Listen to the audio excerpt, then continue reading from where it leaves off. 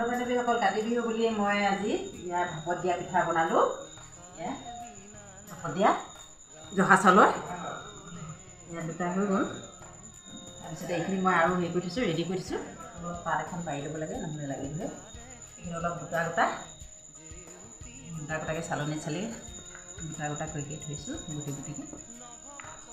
তাৰপিছতে মই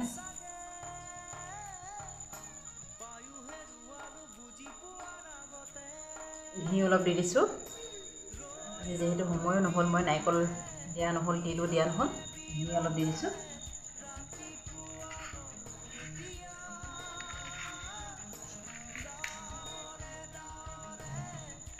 এনেকৈ কাপোৰখন মেৰিয়াই ভাপতীয়া পিঠা বনোৱা হৈছে। আৰু আছে বনাবলৈ।